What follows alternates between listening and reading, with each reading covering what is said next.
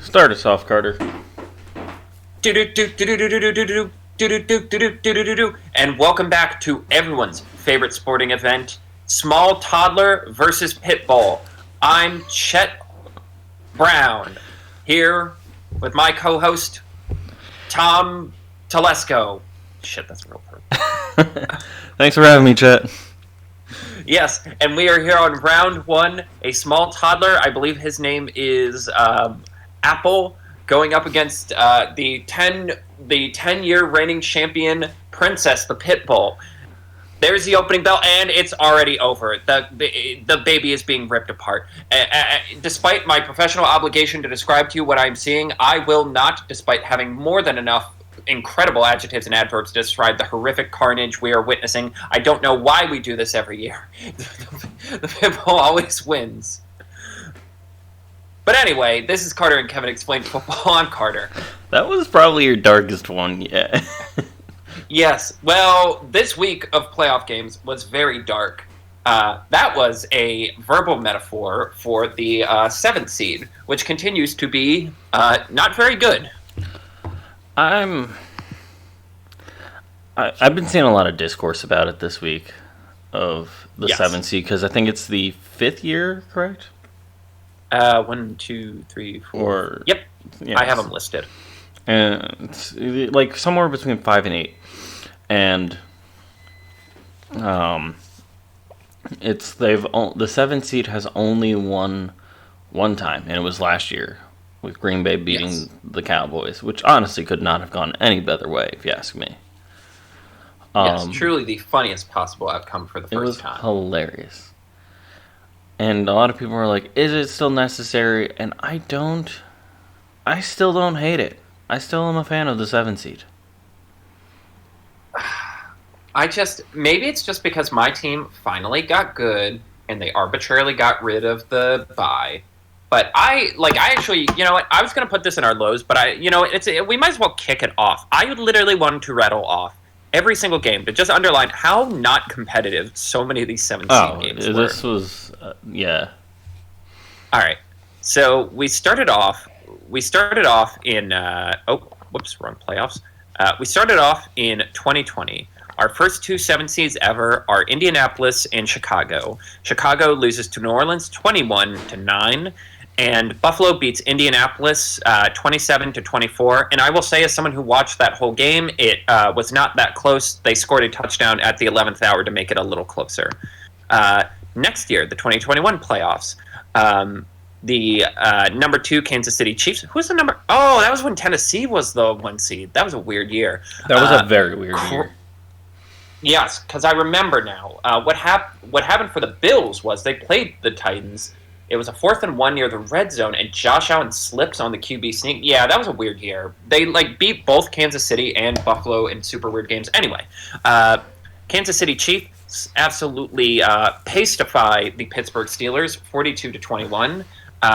It turns out arrowheads can melt steel beams, and the Tampa Bay Buccaneers beat the Philadelphia Eagles 31-15. That was Jalen Hurts' first year starting, where they basically just ran the ball every other play. The next year, it was the Buffalo Bills once again, and the San Francisco Giants as the 2 seeds. This was the one game that was actually close. What did I say? San Francisco. You said San Francisco Giants. Okay, that's a real team, though. That's not just me making up. I know it's a real team, but it's confusing because it's San Francisco 49ers and New York Giants, and obviously it's clearly one of those 2 teams if we're talking the last 5 years. But I'm pretty sure the Giants in baseball were also a New York team at some point. I'm trying to remember how many teams moved out of New York. God, they literally had a fucking team for every borough other than Staten Island, didn't they? Pretty much, yeah. That's stupid. They hated Staten Island. But anyway, basically the only close 7th seed, 2 seed game was Buffalo 34, Miami 31. And that game, Josh Allen threw 2 interceptions. He got absolutely lambasted on a blindside hit, and the fumble got returned for a touchdown. That was the DeMar Hamlin year, and that was the minute I knew, I'm like, oh, this isn't going to be a movie. This team is fucking done. They don't want to play anymore. But they were also playing against Skylar Thompson, so they're obligated to win. Yeah. And San Francisco absolutely farts on Seattle, 41-23. Next year, this is almost done, ladies and germs, don't worry. Our number 2 seed, Buffalo Bills, beat the Pittsburgh Steelers 31-17, and we get our first win, baby. Green Bay 48, Dallas 32. God, that score is so cheesy. Yeah. I forgot they had like 2 garbage time touchdowns to save face on that one. Yeah, they really did. And anyway, the 2 seeds didn't win this year. But shall we dive into the highlights of the week? Yeah, well, hold on. Let's not drop this yet, because here's my opinion on the 7 seed, and honestly, the factor that I do not, the biggest reason why I do not hate it the most. I like having one team having a bye better than 2 teams having a bye, because I feel like playing for that number 1 seed means more. Just throwing that out there. Because think about it, if like the previous year, like beforehand when you had 2 teams getting the bye, you would obviously still try, but if you're not trying to be the best, it's like, at least I got second. Still get that bye. But it's like, no. Nay. Only the best gets the thing. And I feel like that brings out a lot more dog mentality. I mean, I guess that's fair, but in my head, you really, like, I don't want a team in the playoffs who genuinely doesn't have a shot. Like, that I can also agree with is some people, like, fraud watch for the 7 seed team over the years has been pretty clear. Plus, again, I'm someone who talks about, like, process a lot, you know? Like, I'm someone who's, like, you gotta have a good plan for your franchise. And arbitrarily getting in because arbitrarily getting into the playoffs because they added a 7 seed, I think just talks teams into bad decisions. See, it also benefits years like this one, where, I mean, the Broncos weren't, like, hyper competitive, but they were still a 10-7 team. And the Packers, they were a very competitive team. They would have won most divisions. Right. I guess it's a little different this year because I genuinely think all these teams are pretty good on their own merits. Maybe the Broncos slightly less so, but they're not awful. But, like, yeah, after, like, maybe it's blaming final results more than the journey, but I think they had a rough go because both teams had a rough go because the 2 seeds, outside of being our teams, are were very good this year. It's they were not do the Colts song. They were not put against like fraud watch teams. Like they were put against people that you're just like, oh yeah, no, these are scary teams to be against.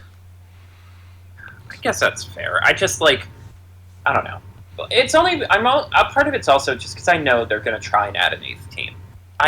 They're totally going to do that because they're already talking about the 18th week, the 18th game, and it's going to be impossible for them to talk. Isn't it going to be wild? The Super Bowl is going to be either on Valentine's Day or President's Day.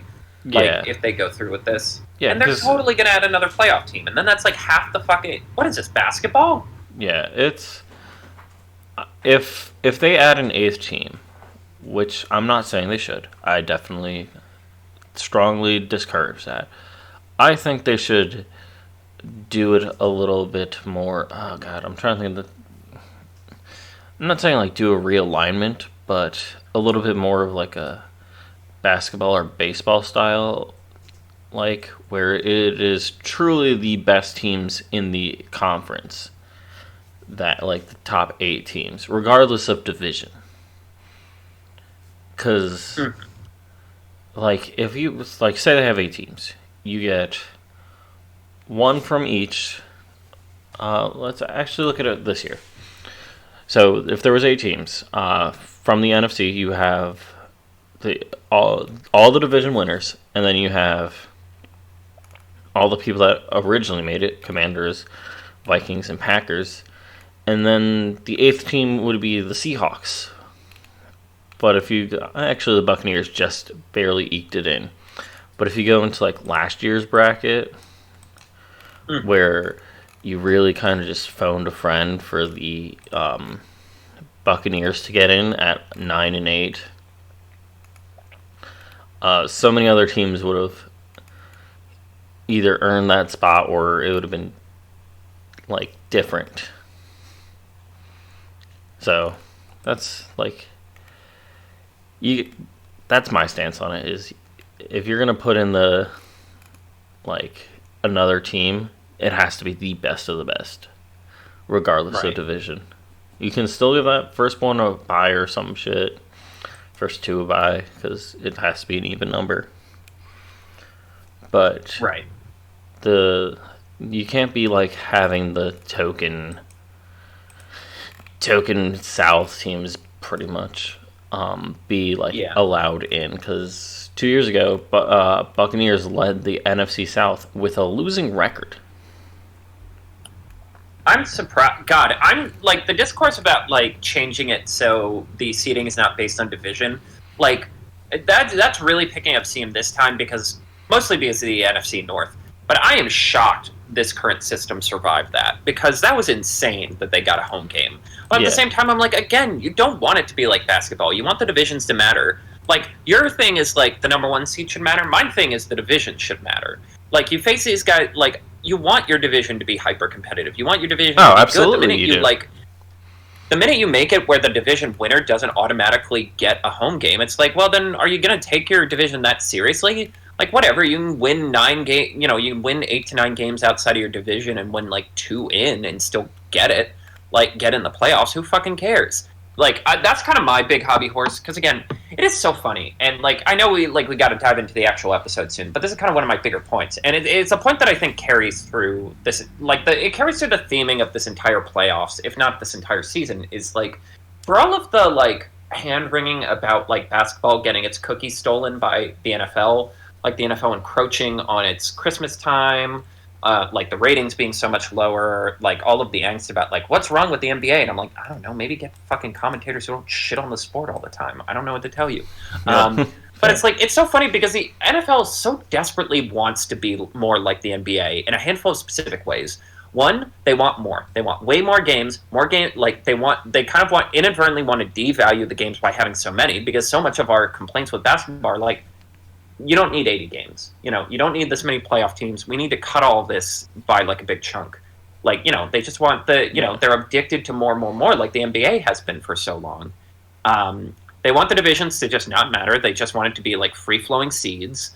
And, they want half the teams to get in. And also, like, I think about how the quarterback discourse has just gotten so intense over the last couple of years of like, as someone's pointed a great quote, I wish I could remember who said it, was like, God, it sucks that, like, maybe the ultimate team sport, one of, like, 2 or 3 sports where it really is, like, you need all 11 people on the field to lock the fuck in on any given play to succeed. It really sucks that so much of the discourse just gets boiled down to quarterbacks now. Like, it's all anyone wants to talk about. Which quarterback's going to win the MVP? A running back can't win the MVP. Oh, what does this mean for, how does the fall of Constantinople affect Lamar Jackson's legacy? Not great, guys. But, like, which is such a basketball thing. Again, like, basketball is the exact polar opposite of, like, a team sport in the sense of, like, yeah, if you have one, like, elite guy, you can kind of... Like, LeBron James dragged some really shitty Cavaliers teams to the finals.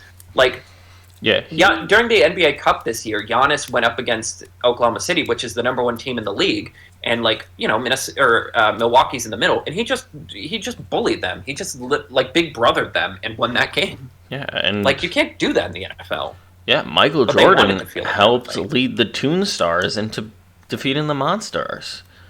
And hey, Bugs Bunny was working his ass off that game. Hey, he was trying his best. Elmer Fudd shot a guy. He did. That whole team was balling out. They tried real hard, and it was great. But Michael Jordan, he carried them for, like, a good portion of it.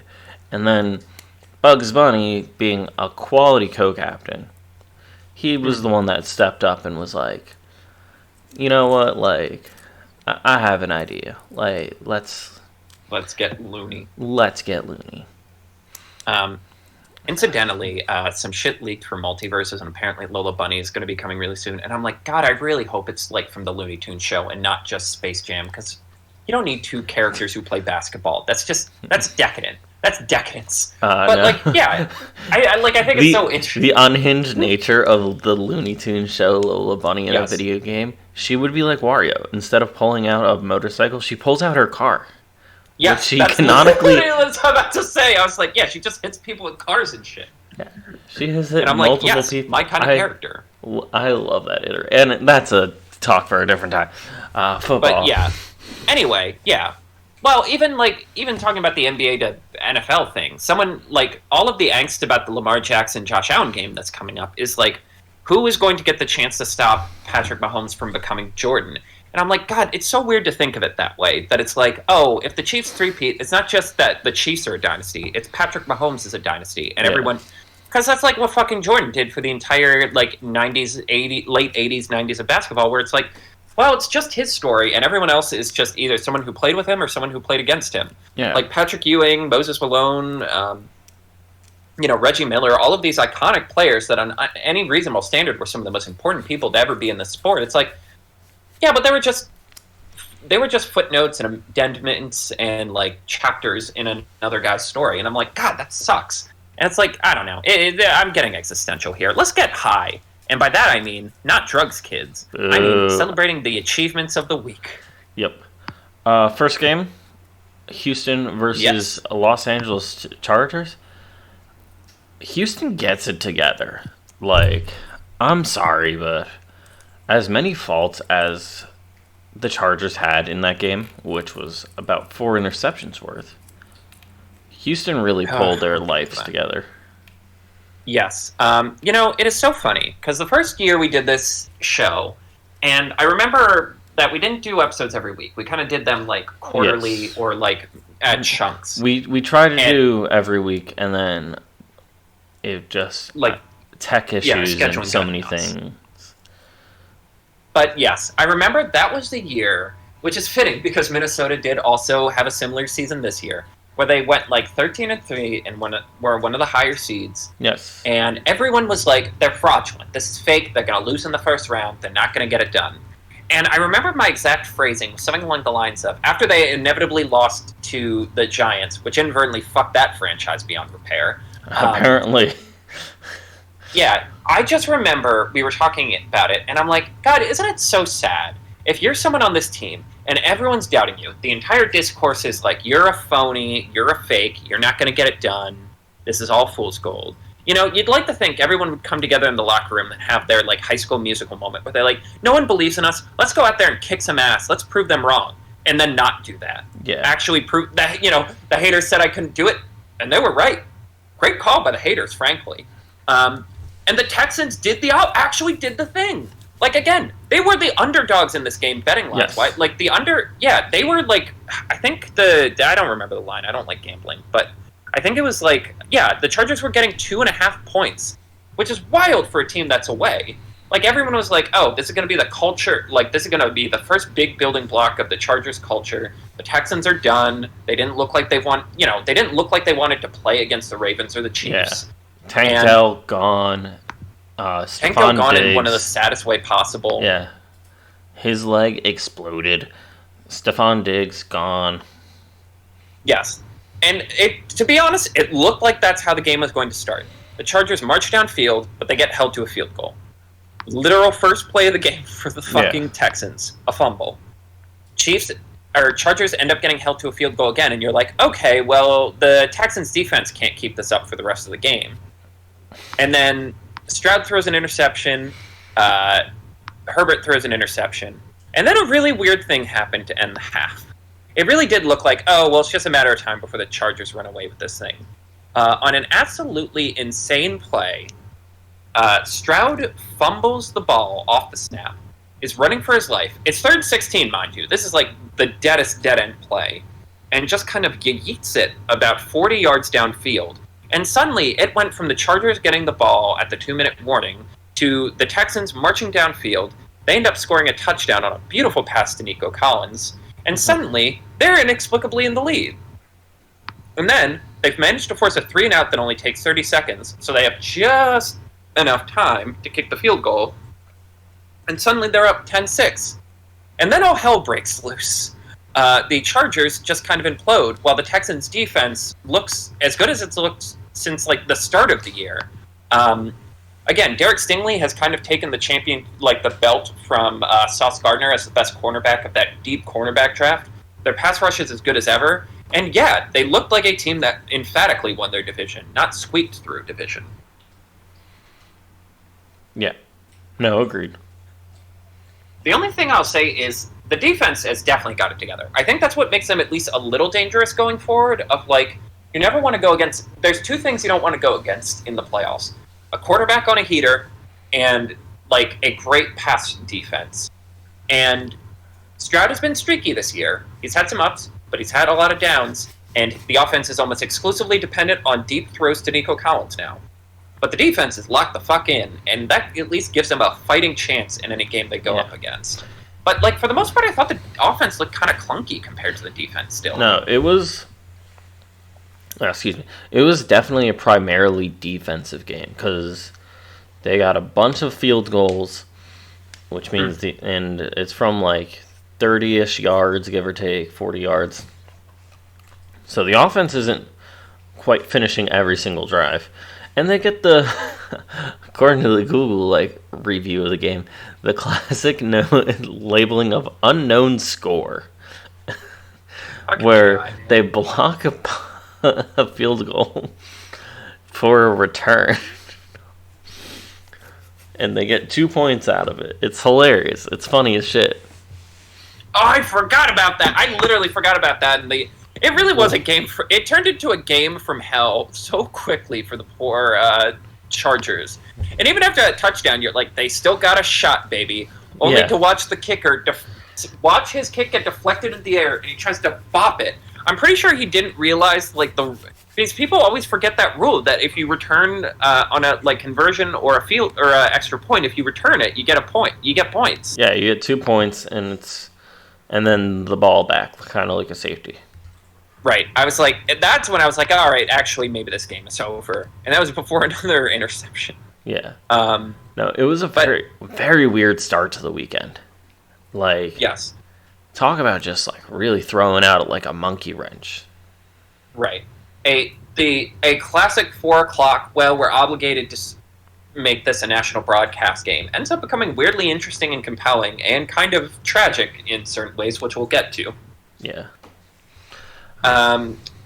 Mitchell gets his first interception, and it was huge. Yeah.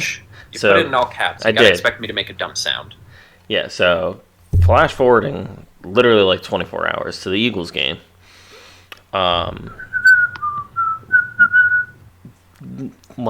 Both teams were looking pretty good out there. Both Eagles and Packers. I won't deny, I was scared of the Packers for a good portion of the game. But towards the end, going for a deep touchdown pass, and Quinyon Mitchell finally gets his interception, which he was robbed of last week or the week before from CJ Gardner-Johnson, who pretty much stole it from him. Happened a couple times where he was super close, almost got it, and it's he finally got it, and then they brought it back. They did the whole Saquon run, and instead of finishing with another touchdown, he ended the game by sliding at the 40, which I respect the shit out of.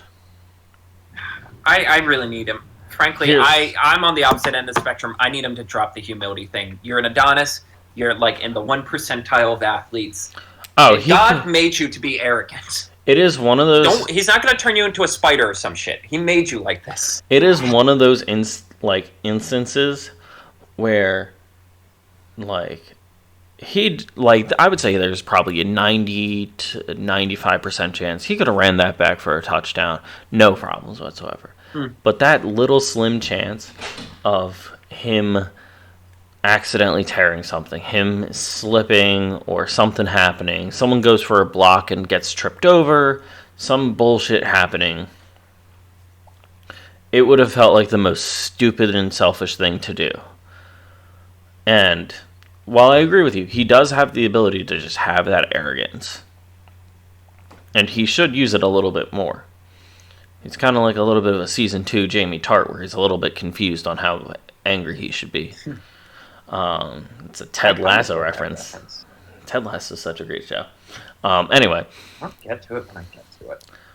But it's like one of those, like, I thought that was a very tactical move because of how much time it wastes. And it's kind of in that, like, weird, like, if you notice, like, a lot of the Eagles games this season, within the final, like, 5 minutes of the game, it's very rare that the Eagles don't do some sort of bullshit to, like, keep the win. And it's always, like, getting them to blow all their timeouts, getting them to waste a lot of, like, they waste a lot of the clock every single time, and they just kneel it out. Right. And that kind of feeds into that.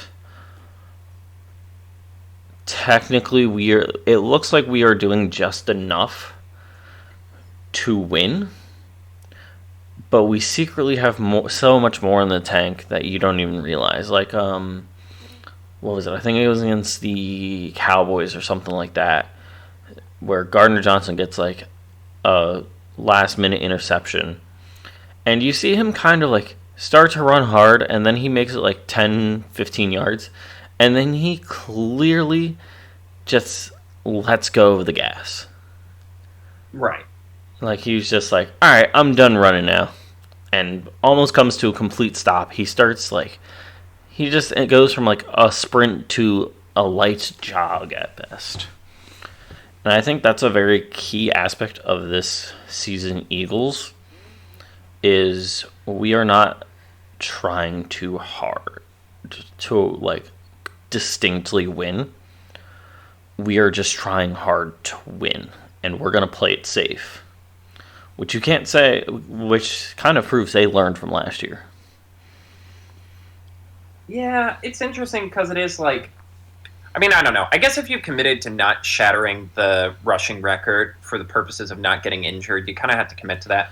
But this game really was like the philosophy of, if we just get enough high-end superstars, like, we can just, it doesn't matter how we play. Because for a lot of this game, they were not playing particularly well. No. Like, this was actually, like, it was like 10-0 going into the half, and basically the game was decided on 2 bad interceptions by Jordan Love. Correct. Like, when they had a chance to score.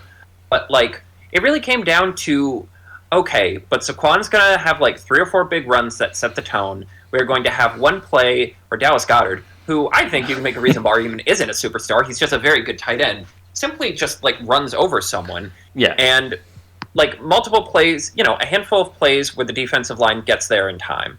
And it really is amazing of, like, yeah, you know what, that's why you trade up, that's why you make sure you have a top 10 pick in the year Jalen Carter comes out. That's why you make sure you finagle your way into getting Quinton Mitchell. That's why you, like, pay slightly above market value for Saquon Barkley, because it's like, all right, at some point, one of these guys is going to, by the law of averages, one of these guys is going to do something. And that's how we'll win the game. Like, what a season to just be like, what's it called? For, like, Saquon Barkley, and everyone's talking about, don't want to overpay for him, don't want to do this for him. The whole Giants discourse of it all. Yes. Which is its own level of hilarious. Which is funny only because it's like, okay, well, I think we've all learned a lesson that running backs are still very important. But at the same time, if the Giants paid him, they may have gotten a single extra win and been even more out of the Shador, Beck, maybe Milton Sweet. I'm seeing people going all in on the Alabama quarterback now, and I gotta look at that guy more. But anyway, like, yeah, it wouldn't have changed anything. But it's like for a good team with a competent organizations, it's worth their weight in gold to get a good running back. For everybody else, yeah, probably still not. Yeah. But yeah, and we'll talk about, like, the Green Bay side of this on the other end. But it's like, yeah, it was a weird vibes game because, again, it's like this game actually probably could have broken either way, save for a couple big plays from, like, Nolan Smith, Quinion, and Saquon. I don't know how to feel about Jalen Hurts right now. I think best quote I've heard about him. Well, you give your opinion first, and I'll just give my general vibes. I was a little skeptical. He missed a bunch of playing time over the last few weeks. He was not firing on all cylinders. I could say that for a fact. It was pretty clear. He had some terrible throws.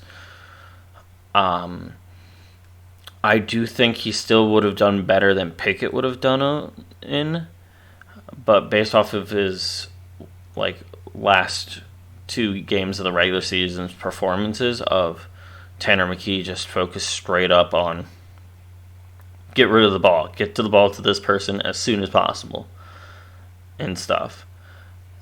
It's like it felt weird, and it wasn't a pretty game.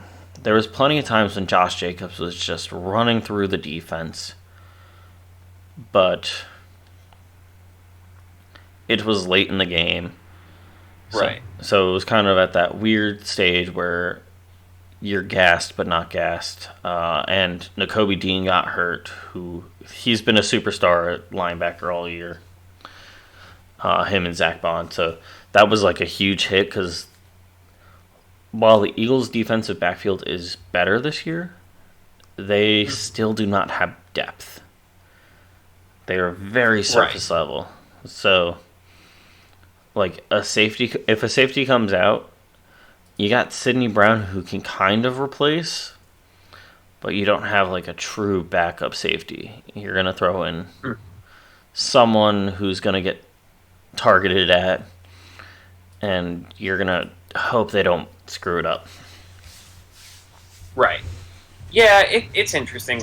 I mean, I'm willing to give Hurts at least a little bit of a break because you're right, he hasn't played in a bit. But it's a great quote I heard about him was he's a great football player, but not necessarily a good quarterback.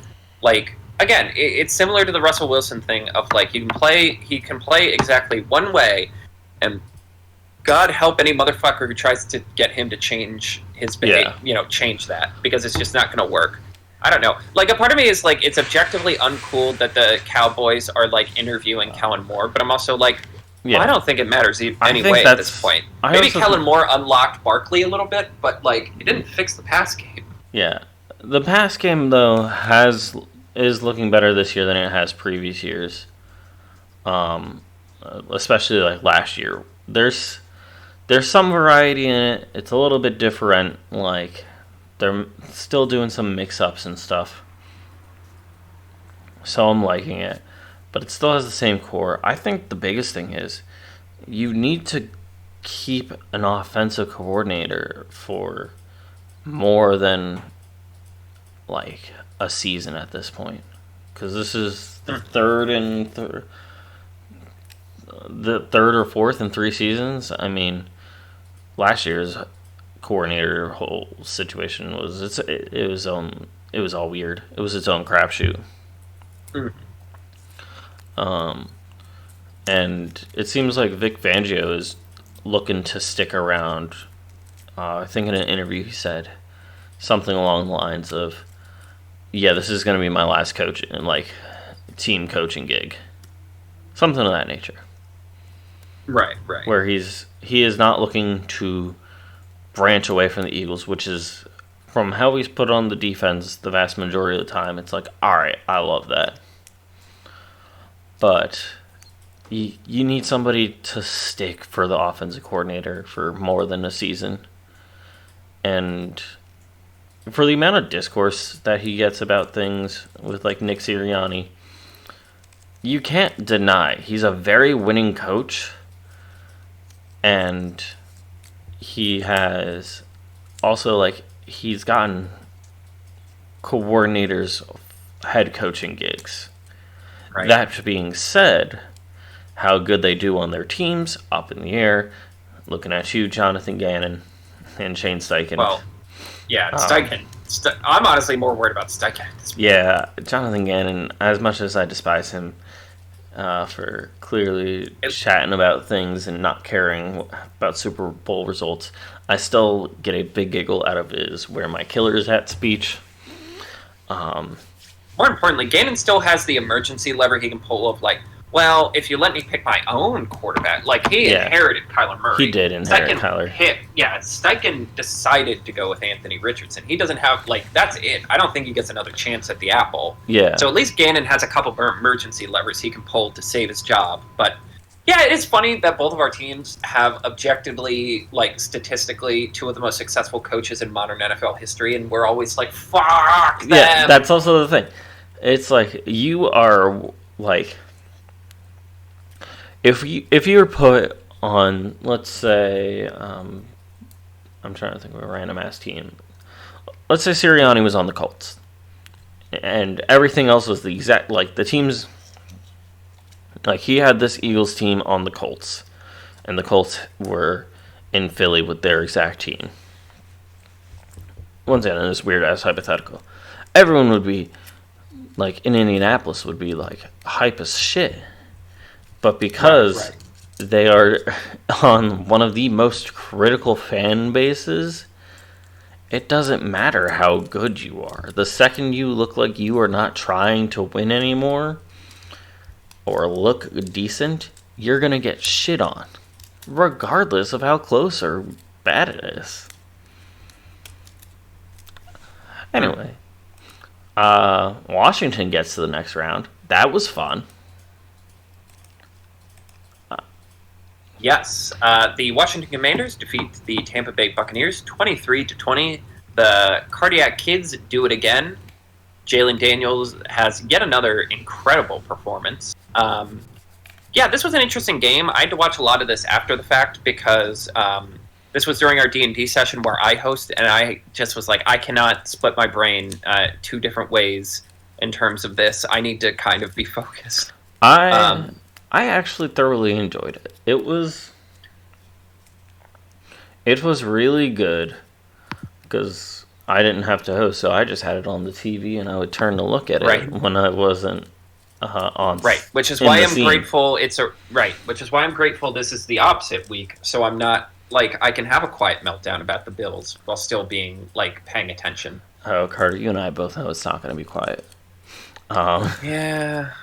No, but it was an entertaining game to watch, and last week I kept saying, I don't know why I don't hate this at the Sunday Night Football time slot. I don't I couldn't because grasp. you have two offenses capable of putting on a show, and at the end of the day, even if they're not the teams, even if they're not prestige franchises right now.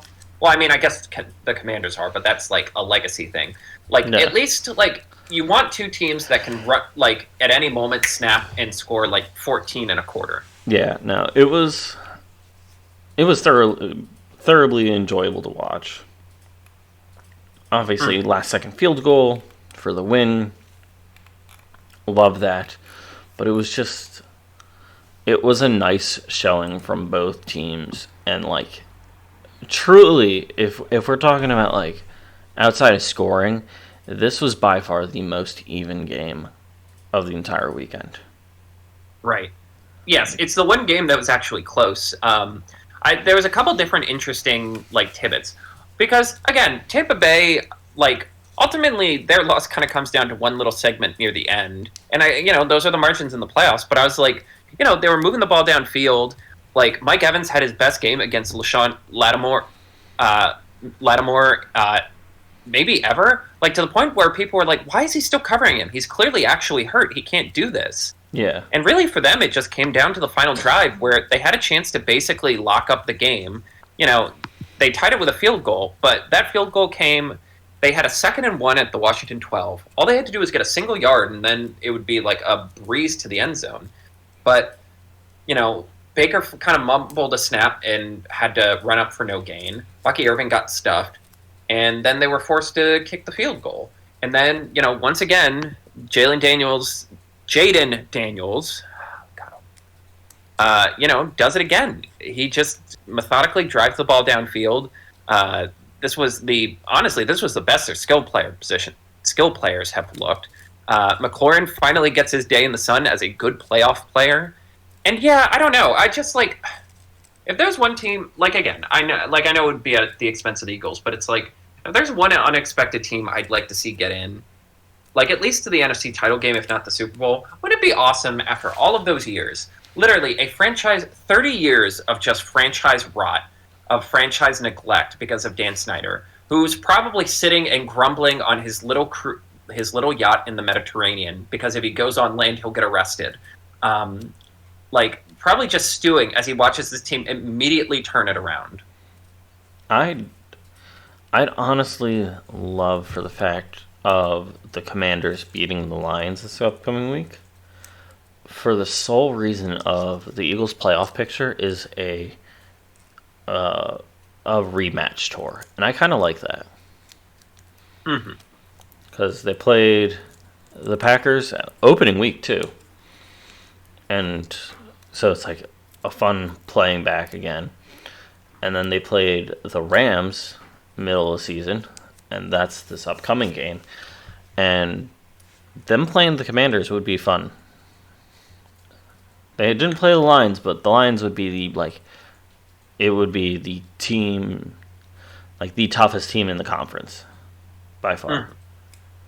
So, fun matchups. But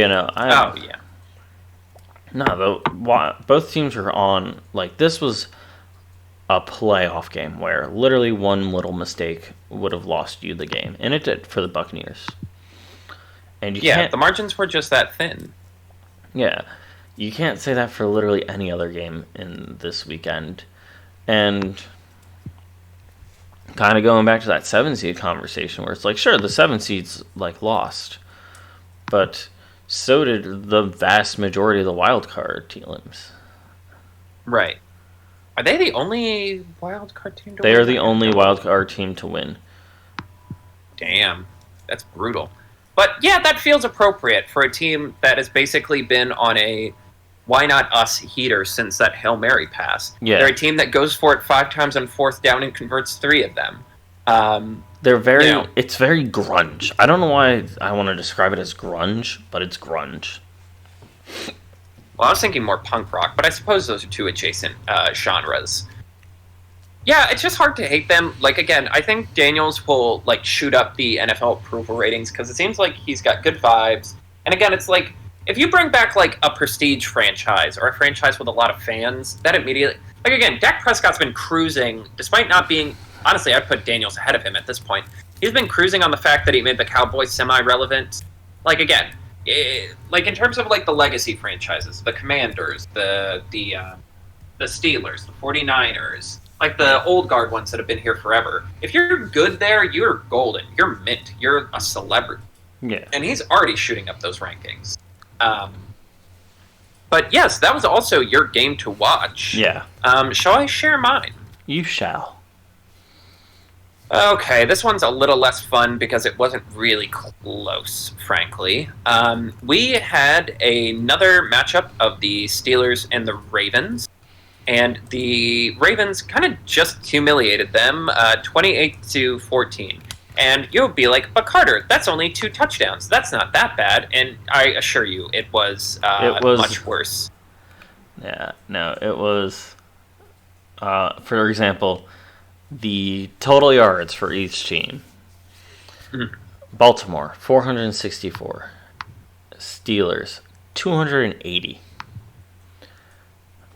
Passing or rushing yards. 29 rushing yards. 29 rushing yards for the Steelers. Baltimore, 299. They ran the ball 50 times. They ran the ball... and how many, they got 10 times more yards. Yeah, it really is astonishing. And, there's a couple... I wanted to bring up this game for a couple of reasons. One, Russell Wilson's stat line will look much nicer. This is an example of, there's a couple things to take away from this game. One, this is, again, a game that is a great example of what we were talking about box score not necessarily matching the eye test and, the analytics and how the game actually went. Because 20 of 29 for 270 yards and 2 touchdowns doesn't seem that bad. But then you notice the QBR is only 46, and you're like, well, how can that be? And it's because Wait, Carter, pause. What does QBR stand for? quarterback rating. So there are two versions of this. One goes up to about 132 for some reason, and over the last couple of years, they made a new QBR rating from 0 to 100. 100 obviously being like the best score, which factors in basically every single play a quarterback does and how successful it is. So, do they get their handoffs? Do they are they audibling well? Do they get the touch? Do they complete passes? Do they get yards? Do they get sacked too much? All that stuff. But yes, his quarterback rating was under average because that's what he was. He was under average and kind of got bailed out by one decent touchdown and one kind of freak touchdown. And here's the thing, we were talking about the Steelers have to win the turnover battle. They have to win the turnover battle, which seems like a very basic point, but if you want to understand the more in-depth explanation for that is because the Steelers defense, despite getting kind of run through, they did do just enough that theoretically the Steelers could have made this a game. For a huge chunk of the first quarter, it was only 7-0. Yeah. I feel like it was a failure on the Steelers' offense more than anything else. Right. Because even in the first half, they were able to force at least one punt. And then, in the back half of the game, when they were only down 2 touchdowns, basically with a chunk of the third quarter left, the Ravens did not score a touchdown for the entire... Only one touchdown over the entire second half. It was punt, touchdown, punt, end of game. And those 3 punts could have been enough to get the Steelers back in the game. But as we're saying, they need to win the turnover battle because if you punt the ball, the Steelers under no circumstances are going to be able to go 80 yards down the field, which was embodied by the majority of this game. They had their 2 touchdown drives.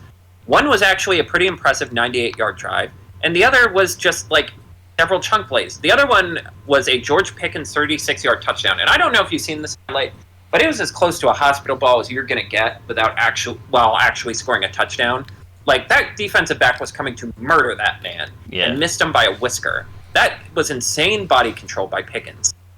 And it really is just the perfect combination of the Steelers defense. People talk about Mike Tomlin defenses and how good they are, but it's they always are a step worse in the playoffs than they are in the regular season, and that was embodied here. And again, the offense, it's the same song. It's the same song for 10 years. You don't have an elite quarterback, so you can't elevate your weak skill position players, and your offensive line isn't good enough to just ground and pound, so you just never are able to keep up with any of these dynamic offenses. And I'm just going to say it, Justin Herbert is getting a lot of shit this round of, for this round of the playoffs. He's sort of the donkey of Dover, as it were. He's getting clowned on. But when the fuck is TJ Watt going to have a good playoff game? He did not record a stat this game. Yeah. Do you know how hard that is when you're a prominent defensive player to not by accident have a running back run directly into you? That's crazy. Again, I can close my eyes and see great Michael Strahan playoff games. I can close my eyes and see I can see a great Myles Garrett a playoff game, and he'd barely been in the playoffs. Yeah. I've seen great games from Von Miller. I've seen so many great defensive games from so many different people, and I can see individual plays. I can't think of a single TJ Watt highlight from the playoffs, despite him being unanimous defensive player of the year for 5 years. Yeah, no, it's... Wait, was TJ Watt even in the game? He was. No, he just didn't record a stat.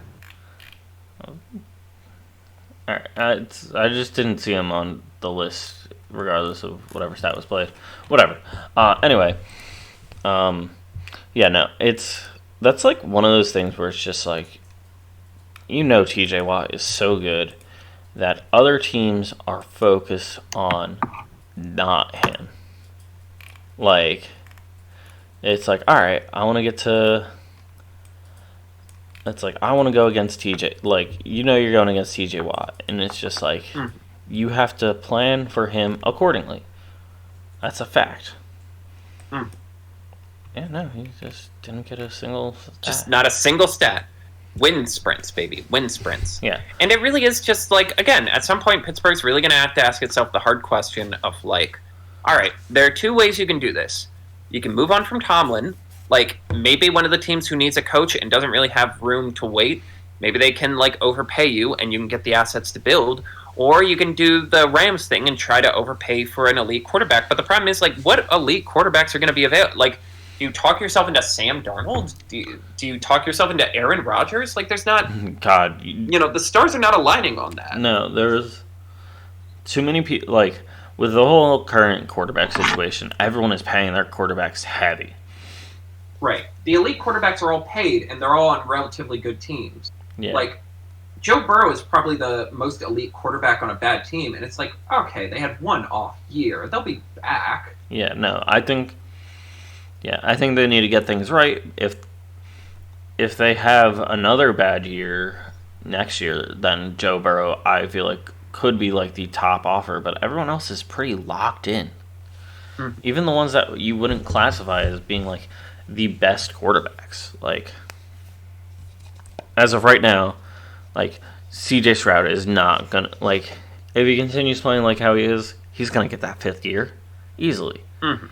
You have Trevor Lawrence, who I think just resigned for a decent bit of money, and while he's an amazing quarterback, he's still a very good quarterback. He just doesn't have quite a solid team around him. So, it really has to figure out what they want to do. But obviously bringing in someone like Rodgers is going to be like the ultimate shooting yourself in the foot. But it's getting rid of someone like Mike Tomlin, who has had many winning seasons, lots of winning records, makes it to the playoffs pretty consistently. But it's that argument of, when is just making it not good enough anymore? And then I feel like there's also the complete opposite end of the spectrum of, if we decide to part with him, what is our next best option? And that's also like, who do you get? Can you tell Belichick into coming out? Like, he's such like that fine line of, he is a really good coach and he has usually a decent team working for him and they can't finish, but it is that like that fine line of quality for both him as a coach and the team as in quality, where the second that one of those drops, the team is trashed. Right, and it's so funny because, again, in the offseason, I compared him to Sean McDermott because it's like the exact same damn thing of like a guy who has gotten and like, I'm softer on McDermott this year. I actually think he's improved in a number of respects. You have been. I've noticed that. Game management. In terms of game management, reading the context of the game to know when you need to be more aggressive, and having the humility to give up a lot of defensive play calling to your young linebackers coach, who's now the defensive coordinator. But like, it's so similar. Like, two guys who have gotten a lot of clout because they've looked over a period of sustained success without a Super Bowl, who like the fans are ready to move on from because it's like, well, what's the next gear? But then the problem is, it's like, it's the logistics part. Again, there's maybe like 10 good coaches in the NFL, and you have one of them. Are you really willing to gamble that you're magically going to find the 11th?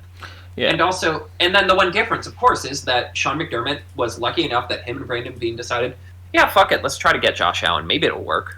Yeah, and it's like one of those things where it's just like, you can't rely on coordinators from these teams anymore because of how quick such turnaround happens, where they're trying to purge all the bad coaches and stuff, and it's very quick. But it's like, once again, Shane Steichen goes to the Colts, is like a competitive. It's like the inverse of the Steelers, where they're going to be competitive but probably will have a losing record.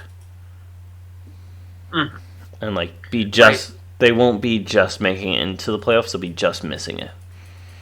Because that's the current track record with the last 2 years. Yeah. So it's not wrong, but it's just like, can you shift to a team like, you don't have these like longevity head coaches really developing people as long anymore. Yeah. Honestly, the weird thing is, this is one of my hotter takes, and I think I mentioned it. I really think the NFL draft needs to be a snake draft because, like, the Steelers are the embodiment of why. Because I'm like, should we not at least minorly reward a team who has been this good for this long, but, you know, just hasn't been able to get over the hump? Like, them getting an earlier second round pick would be hugely valuable for them. Like, they need assets to either trade up for a quarterback or, like... And it is kind of wild because we talk about, like, you know, every coach gets his chance to get a quarterback, and the Steelers wasted theirs on Kenny fucking Pickett. Yeah. Maybe the worst... Up there with Aaron Rodgers as, like, the worst let's shoot our shot and get the quarterback. Like, I'm trying to think of worse ones. Maybe the Browns going for Johnny Manziel and also Deshaun Watson. Well, no, I feel like... But the Steelers drafted Pickett, correct? Yeah. I mean, I guess there's a difference between drafting and signing or trading for. Bless you. Thank you. Yeah, no, because like signing one and trading for one is a lot different, or trading for one is a completely different category than drafting one. But I feel like signing one's very similar, where it's like you are not really losing much outside of money, of course, but you need a quarterback. When you trade for one, you are losing a lot more than just money. A la Deshaun Watson trade. A la that turned out incredibly well for the CJ Strouds. All right. Let's get into the lows. Nice. Herbert's 4 interceptions. Ooh. Well, I said we really need to bully the NFL into getting the 7th seed. Yeah, but we opened with that. Yeah, Herbert. Look, I tend to be the bigger Herbert guy here, I feel like. You absolutely are. And it is so funny, and this is going to be an insane comparison, but, like, I was talking on Disney Desk about Bob Iger, and somehow managed to compare to Chairman Mao, in the sense of, like, a great quote about Mao, hang with me just for a minute. Hold on, guys, don't turn the episode. Hold on. Wait. Anyway, so someone had a quote about Mao where it's like, you know, if he had just stepped away from power after like 5-ish years, he would have been remembered as a revolutionary hero who liberated China and like brought them into the 21st century. If he had retired after 7 years, he would have been a controversial figure who had his ups and downs and made some difficult decisions under pressure that ultimately hurt the country. But because he stayed for much longer than that, he gets remembered as kind of a tyrant who, like, upset the entire region, got millions of his own people killed, and kind of inadvertently led to the kind of oligarchy he was actively trying to overthrow. And that's me with this Chargers season. Just hang with me here for a minute. Hold on. Because if they had missed the playoffs, literally, if they had just missed the playoffs by a game, but still won 10 games, people would be jazzed for this team. They'd be like, hell yeah, they grossly overperformed, they played hard, they look competitive in their division, they just need 1 or 2 more pieces to get it. Yeah. But because they were the 5th seed, because they were going against a Texans team who looked dead in the water and looked prime for the ass kicking, they looked like everyone trash. Expected them to win the game. And then they diarrheaed all over themselves. Yeah, I feel like that is also a very big aspect of this, is if they had the same exact game with their same exact stats, same exact score against, like, the Bills or the Ravens. No one says shit. No one says shit. Or at least people don't get mad. Yeah. People would be disappointed. They would be upset, but it's just like, yeah, we made it to the playoffs, but oof, that was a rough one. And... Right. Yeah. No. Because no one's mad at the Broncos for losing. No. People are mad at the Chargers for losing. People are happy with Bo Nix. That's what the Broncos are happy with. Yeah, they come out of that looking decent. But, yeah, look, Justin Herbert, and it's like, again, this is what I mean about the NFL making it all about the quarterback thing. Because it's like, this is a team-wide failure, but at the same time, it's like, yeah, Herbert... Now, this has become people talk about, like, comparing him to Peyton Manning, where it's like, well, in Peyton Manning's 5th year, he got his ass kicked by the Jets, and it's like, yeah, but your peers who are younger than you are already winning playoff games. Josh Allen has, 5 playoff games? Patrick Mahomes has already won, he's on the verge of his 4th fucking Super Bowl. Lamar Jackson has 3 MVPs, and just finally had his 1 great playoff game. Jaden Daniels has 2, as of right now, playoff win. Yeah. 100% more playoff wins than you. CJ Stroud has 200% more playoff wins than you. You are getting, not only are you not keeping up with your active peer, Joe Burrow from your same class got to a Super Bowl. Not only are you not keeping up pace-wise with your peers, but also the younger guys are lapping you too. And there's only so long you can do that. It's so funny. It's the same thing with Trevor Lawrence. There's only so long you can do that. It's not his fault. Look at the analytics. Look at the tape. And it's the organization. It's the team. They need this. They need that. And I always fight against that because I'm like, yeah, but that's still true. But it's hard to defend him after a 4-interception game where he just seemed kind of rattled. Despite how good his offensive line was, he just looked like he was running for his life every other play. They just couldn't get any, they couldn't establish the run. They didn't have enough time to pass. And if it wasn't for an 86-yard touchdown from Ladd McConkey, it would look even worse than it did. Yeah. And again, it's a shame because, otherwise this was the exact kind of year they wanted. This, they overthrew the Emperor. They innovated. I'm dropping them now, man. Yeah, it's on fire in the corner. They found one good skill position player. They finally have an offensive line. Well, the interior offensive line needs work, but they have 2 great tackles. Up until this game, where Herbert threw more interceptions than he did the entire season, this was Herbert's best year since his rookie year, and the defense was scrappy and well-meaning. But now we just go into an offseason with a lot of ick. Yeah. No, I agree to that.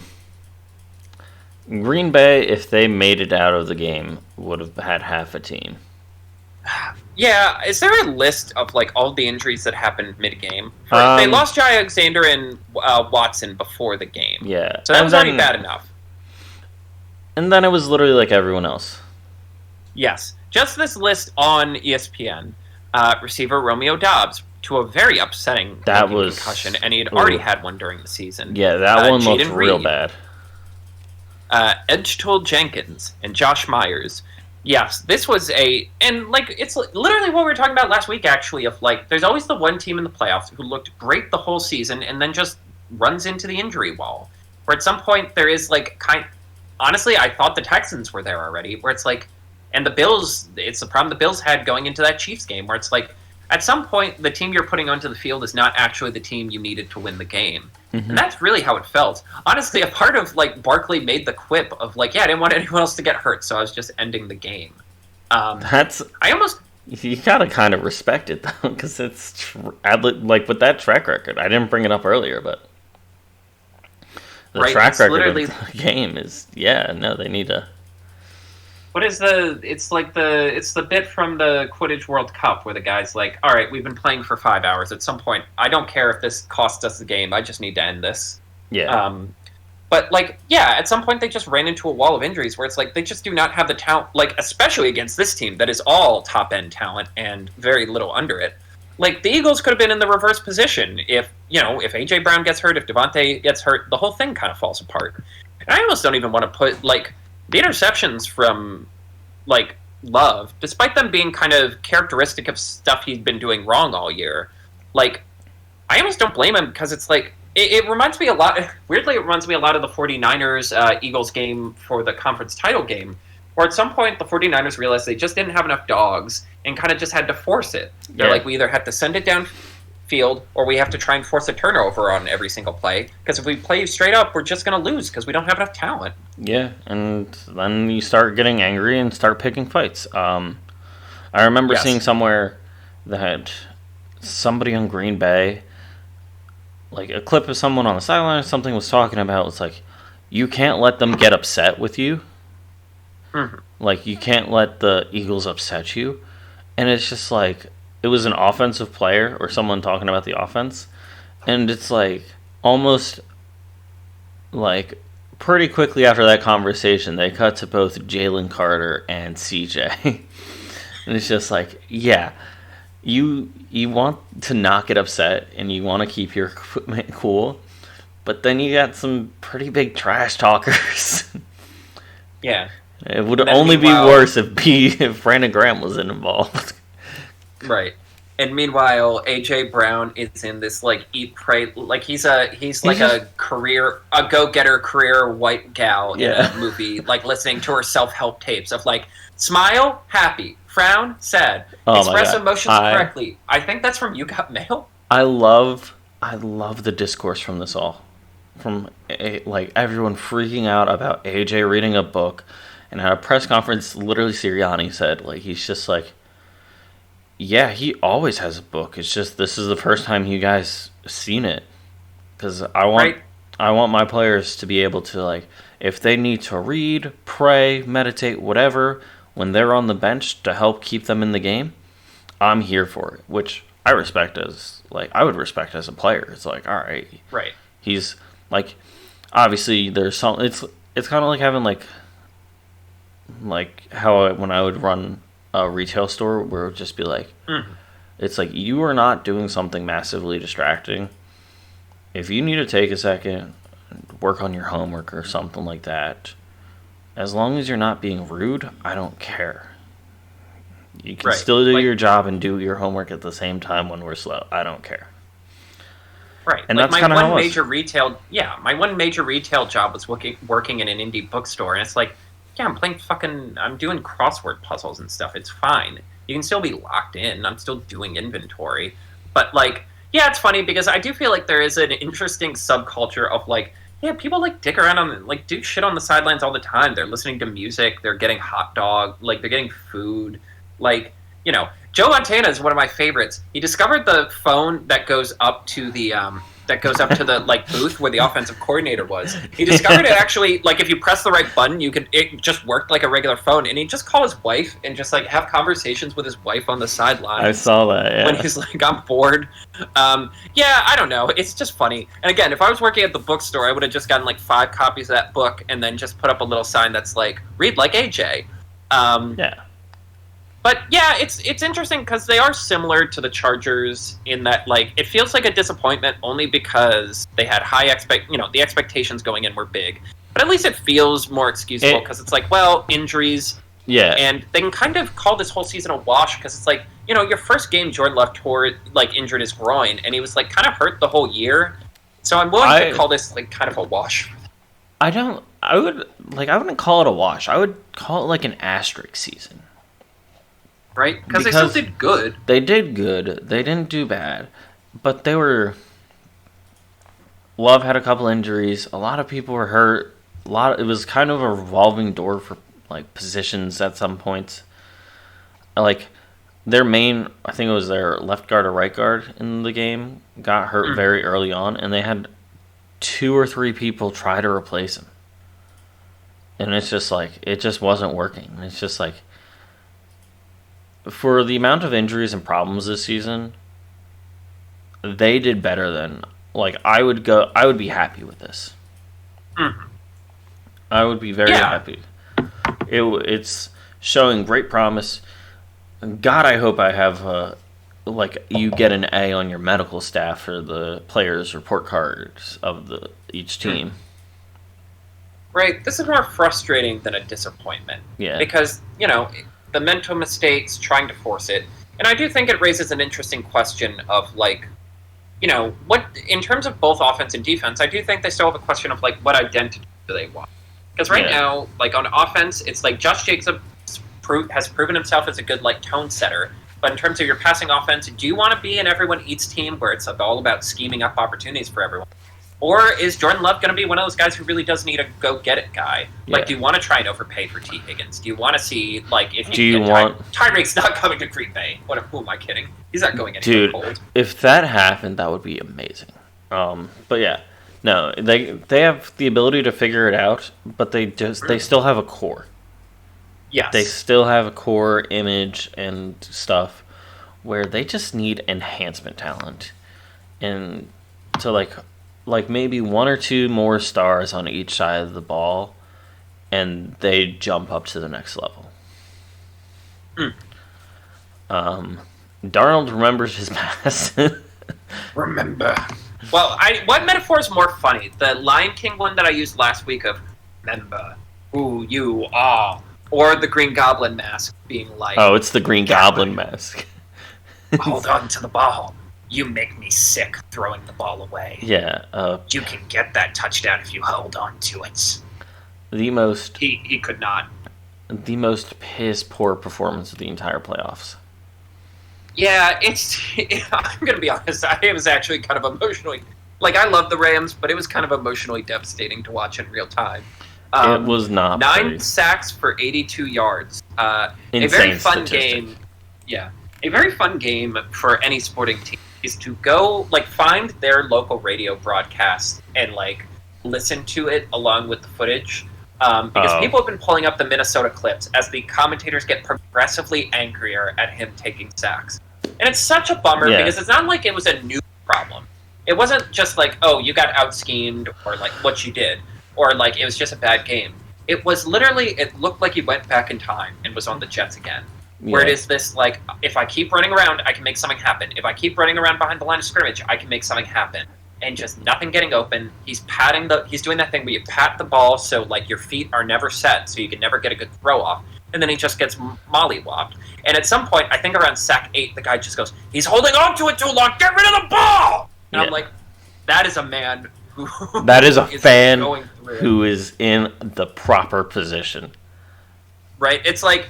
Yeah, you know, I know you're supposed to have, like, professional decorum and shit when you're doing, like, commentary and stuff. No, the radio team is the best team by far. I love that man had enough. So one of the big things with me moving is I would time when I'm driving 5 hours a lot with football games, and I would listen to it on the radio of, like, whatever game I found the most interesting.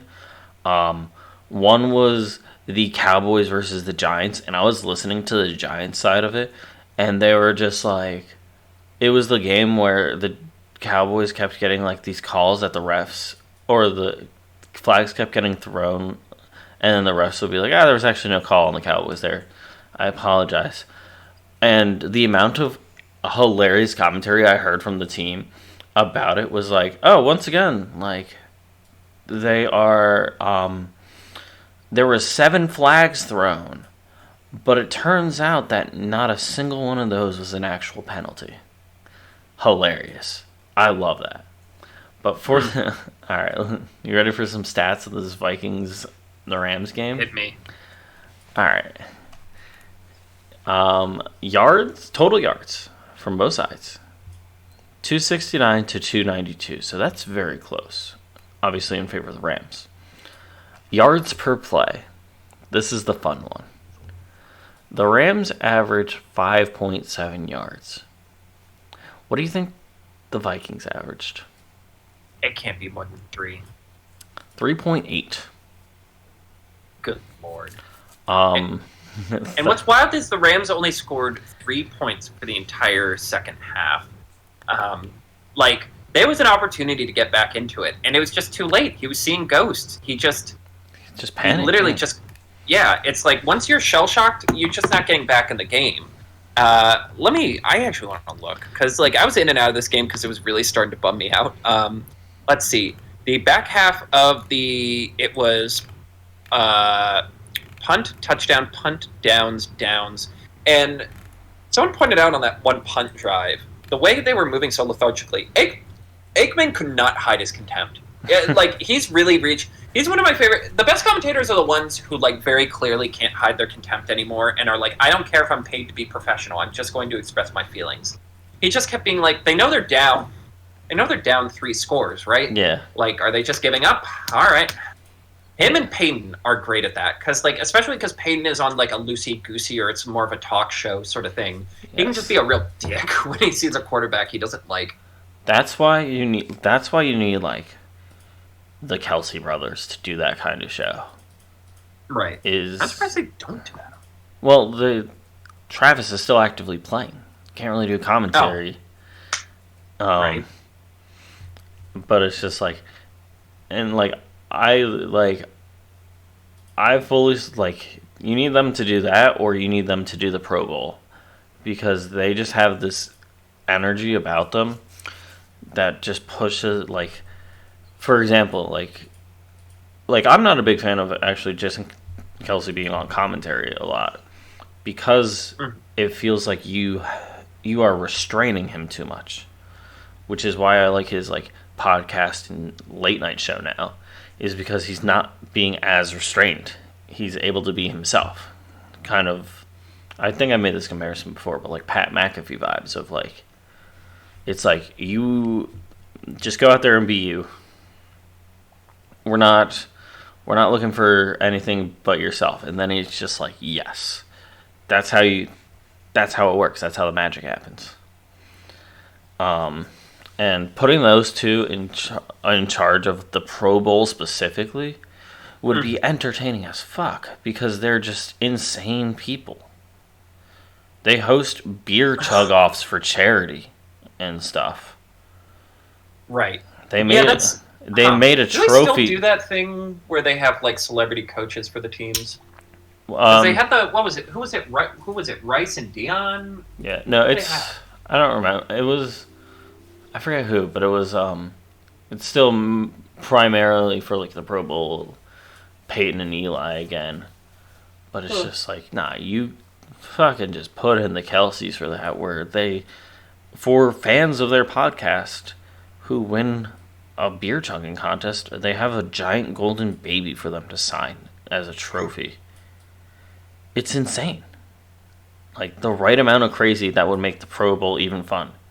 Even if you looked at... Have that a beer chugging competition, and the winner gets to be on the field for 2 plays and watch, like... Well, I guess not everyone's running at full speed, but even then, just witnessing on the ground, like, what I have to assume would just be a panic attack as you realize how fast a human being actually can move. Yeah, or here, like, you do the freaking, what was it, the Oklahoma drill for, where you, like, start on your backs and you charge at each other. You do that. I don't think insurance will clear that. No, but you do that you have them do that instead of the coin toss, and you know those two will beat the shit out of each other. Easily. Anyway, Vikings-Rams, third down efficiency is another fun statistic. Both teams were terrible. Yeah, well, again, the Rams' offense kind of stalled out. Like, again, this was... they gave up 20... they scored 27 points, but it was still a pretty decent effort from Flores' gang. I'm going to guess it was like 40% versus like 10%. 20% from the Rams, and 6 out of 17, which is a number I can't do off the top of my head for the Vikings. Divided by 6 divided by 17, you said? Yeah, 6 over 17. 35%. Yeah. That's kind of Jesus yikes. Christ. Yeah, a brutal game. Let's go to the... hold on. Yeah. The Ravens, 10 for 15. Just saying. But, yes, that actually does lead us right into our eliminated teams. Our teams who are no longer with us are the LA Chargers, the Pittsburgh Steelers, the Denver Broncos. Oh, yeah, I guess we didn't really talk about that game. The Green Bay Packers, the Tampa Bay Buccaneers, and the Minnesota Vikings. Here's what I'll say about the Bills-Denver game, because they're the only team we haven't really talked about like what they need to do.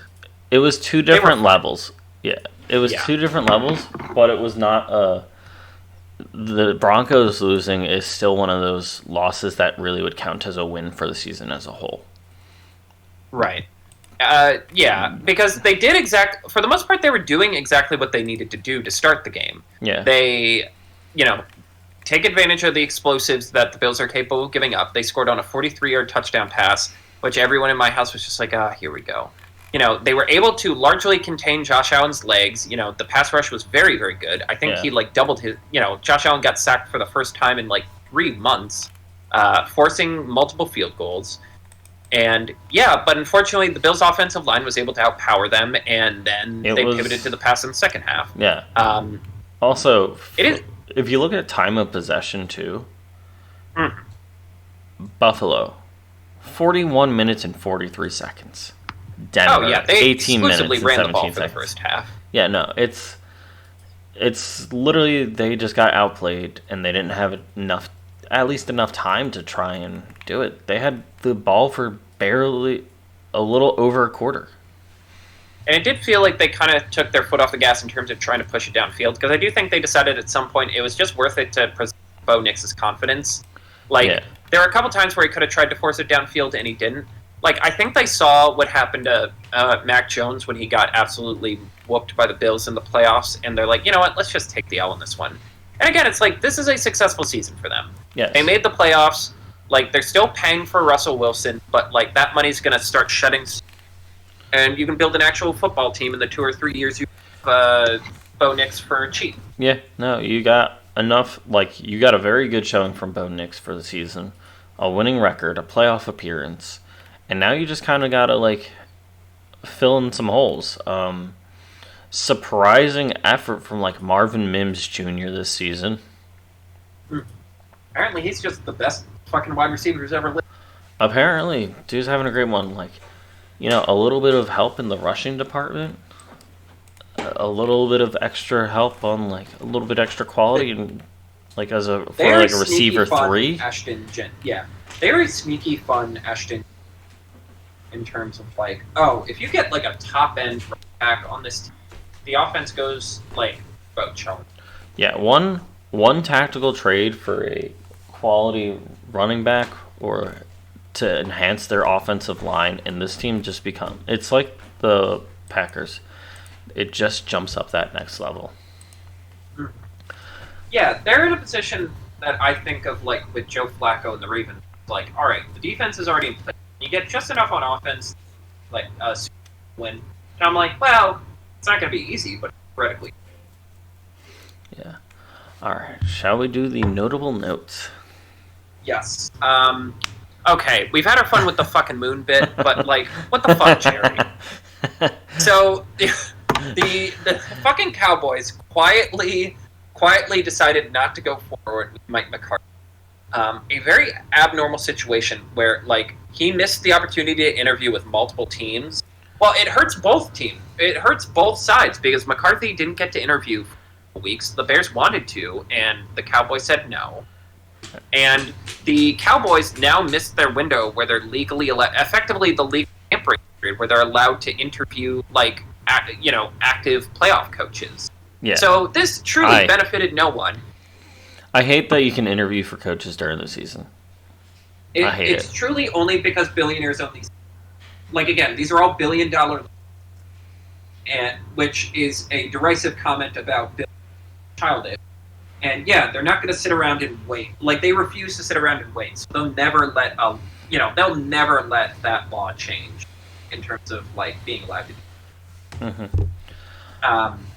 But yeah, it really is another, like, and it's very funny looking at the guys they're looking at. They're talking to Jason Garrett again, talking to Kellen Moore again. It's literally just a list of guys Jerry chose to hang out with. In my opinion, I had a funny joke in the football chat where Jerry's eyes aren't that good anymore, and he thought when he read the name Moore, he thought it was Moon, and he wanted to ask, what about the moon?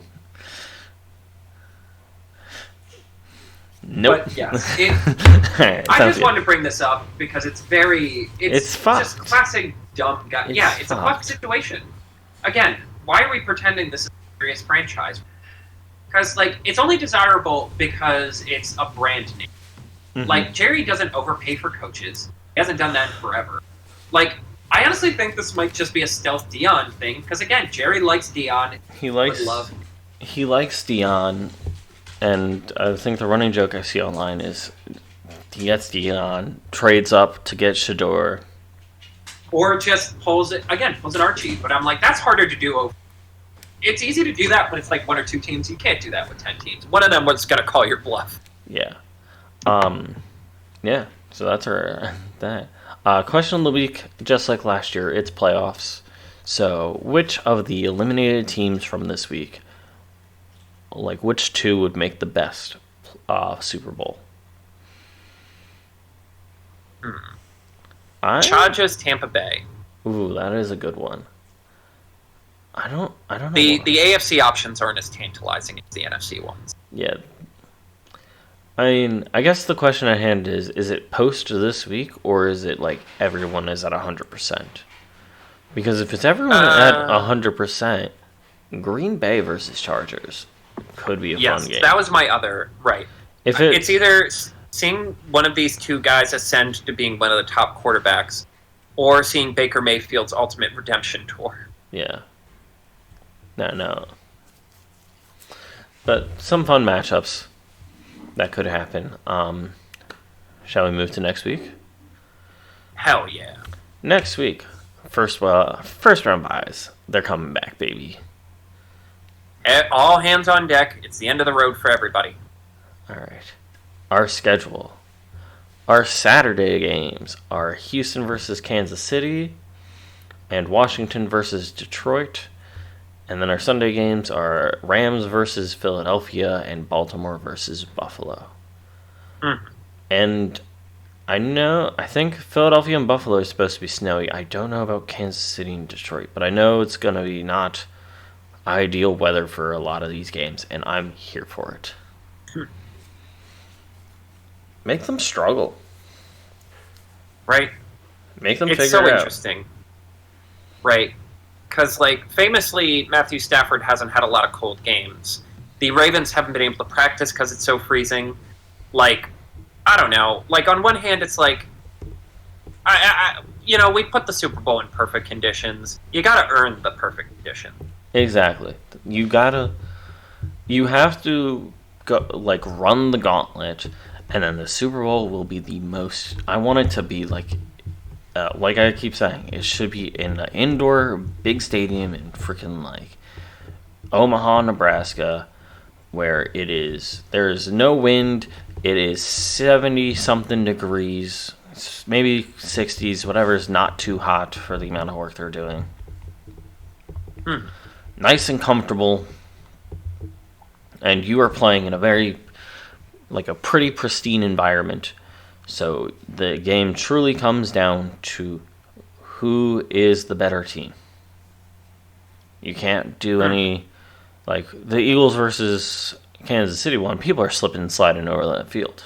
Not under Kevin's weird agenda. Biggest upset potential. Yeah, I'm not surprised that how these lined up.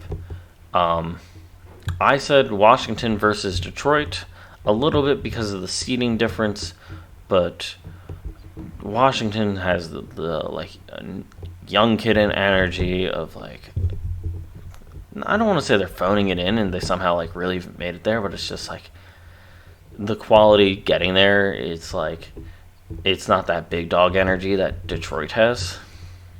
Right. But you went with the other matchup. I guess, honestly, I want to kind of call it the Battle of Frauds. Kansas City versus Houston. Easy there. But yeah, Washington, I want both teams to win in Washington and Detroit, but it's going to be a fun game because they're the two most aggressive teams in the NFL. Both of them, this might be a game where we have 10-plus fourth down attempts, and I cannot wait.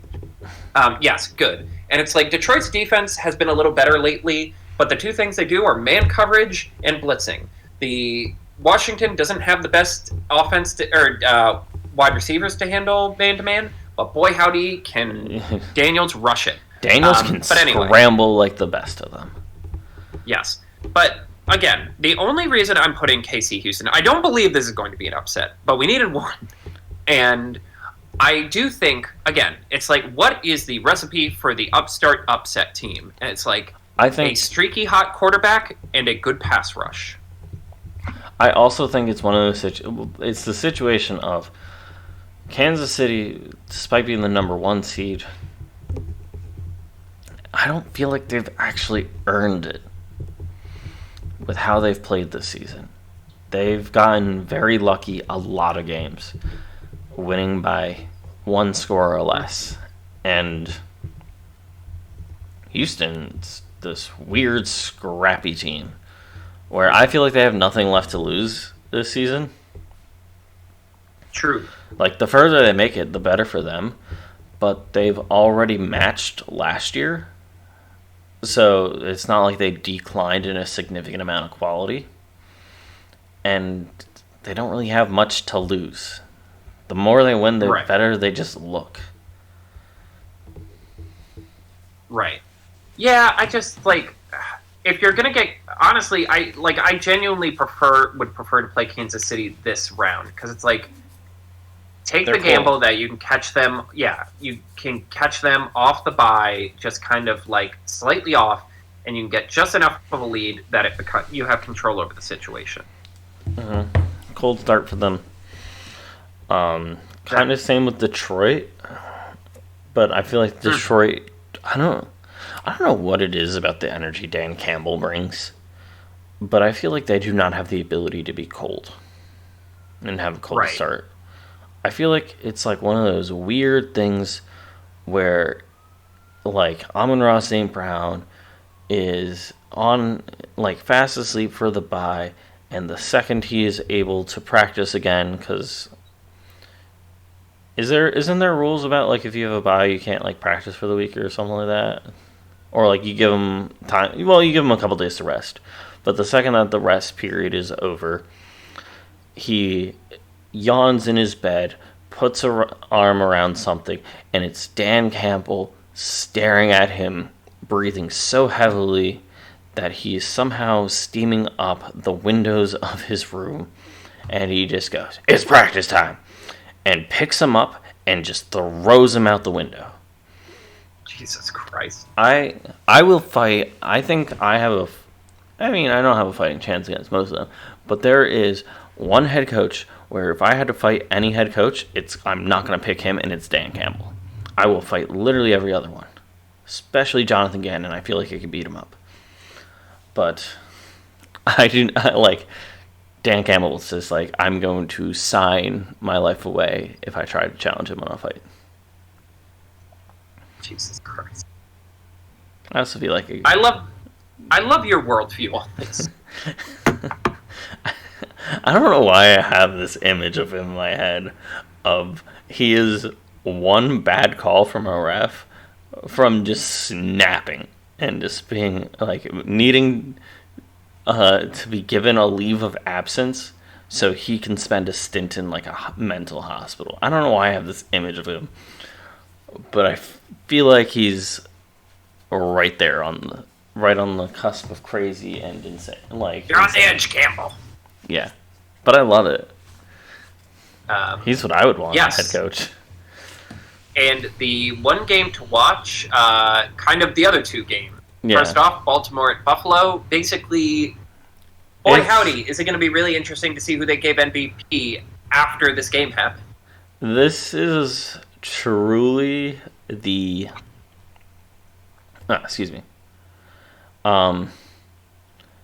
This is truly like the best versus the best of the AFC, in my opinion. Baltimore is literally like, if not the most elite team, a top 3 elite team. And despite having some weaknesses in positions, Buffalo's just pretty damn good. Right. It is interesting because objectively, I think this Baltimore team is much more talented, but this Buffalo team has truly been cruising on Josh Allen having his best season, not statistically, but in terms of leadership and like control of the game, and just pure vibes. And yeah, I do think like their margin for error is much smaller. They are very dependent on defense, on turnovers. Like their individual stats aren't great, but their turnover differential is number 1. And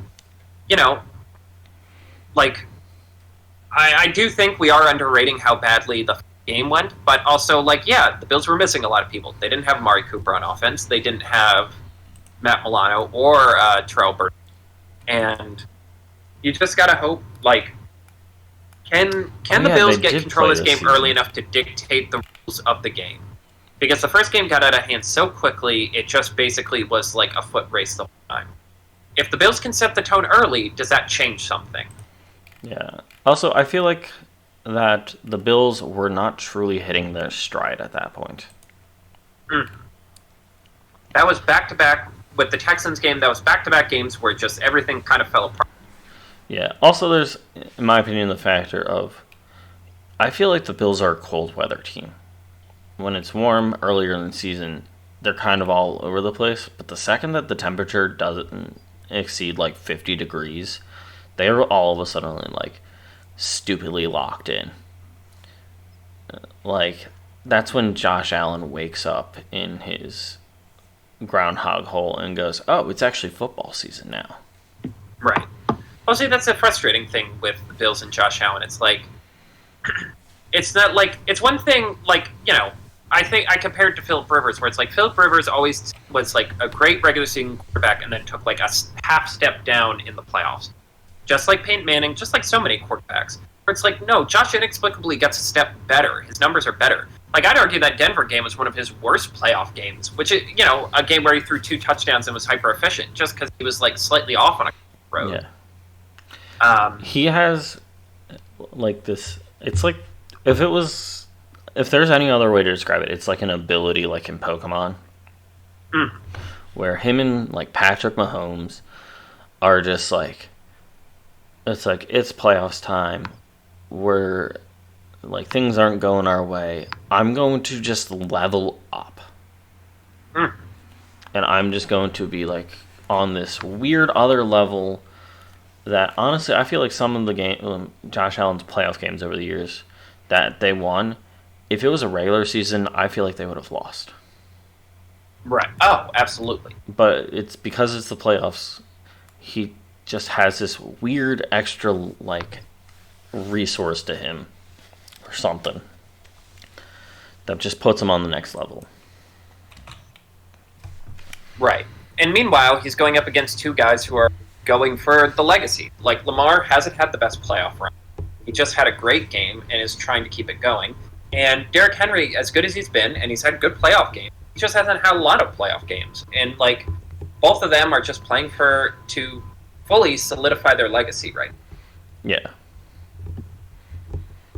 And then the other game is the other time slot of that day.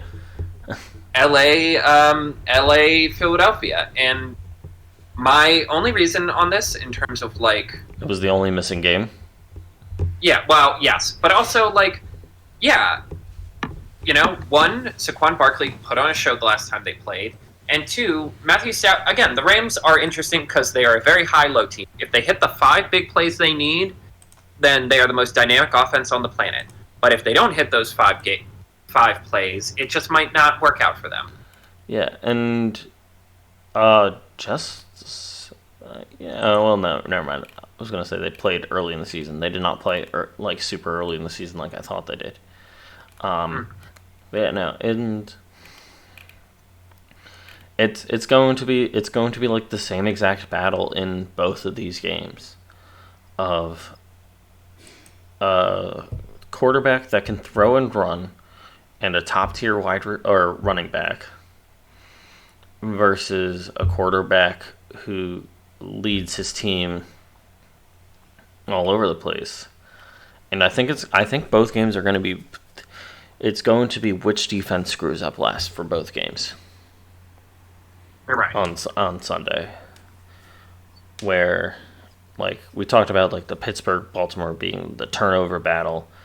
I think whoever stops, if it's like, for Baltimore and Buffalo, it's going to be whoever stops more runs, in my opinion.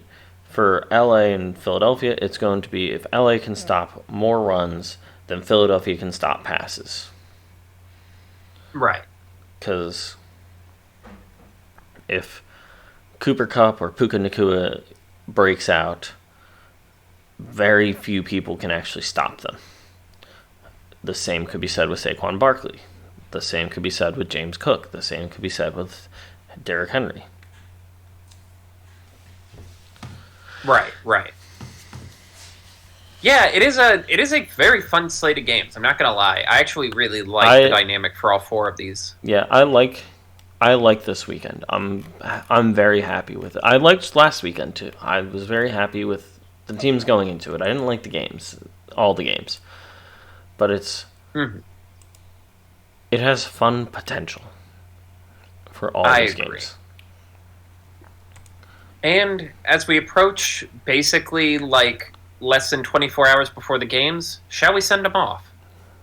Do it. Send them home, Carter. ladies and gentlemen, Old Man Winter has taken a toll on us. He's decided to go for Wait, pause, sorry. Side note, the only game that hasn't been played this entire season is Washington versus Detroit. Every other game is a rematch. Really? Yeah, I just looked it up. That's really cool. Well, as we have a moment of deja vu, Old Man Winter has decided to up the stakes. Sub-freezing temperatures, harsh winds, snowfall. This is going to be a classic American football weekend. So all I can say is bundle up, light up the fireplace, and get ready for some of the nastiest football you've ever seen.